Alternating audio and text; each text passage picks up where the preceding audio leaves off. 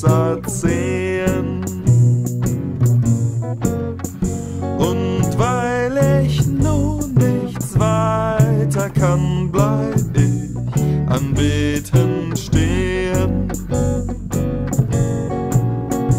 Oh, dass mein Sinn ein Abgrund wär und meine Seele ein weites Meer, dass ich dich möchte fassen.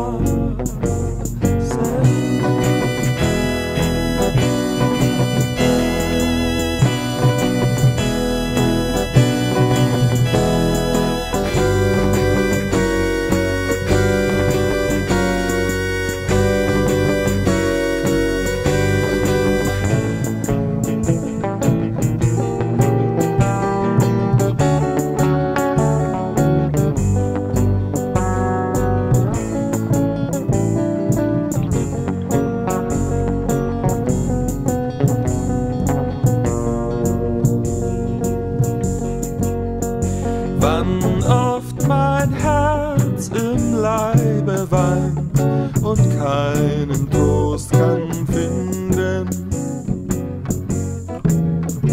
rufst du mir zu, ich bin dein Freund, ein Tilger deiner Sünden.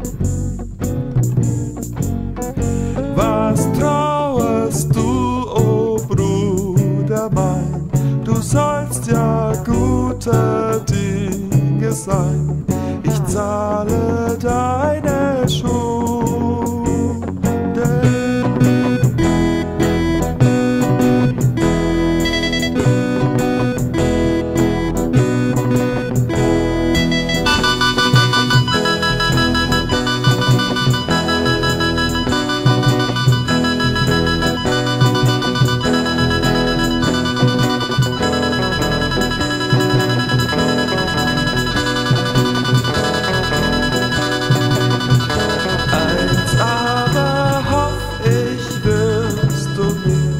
Mein Heiland nicht versagen,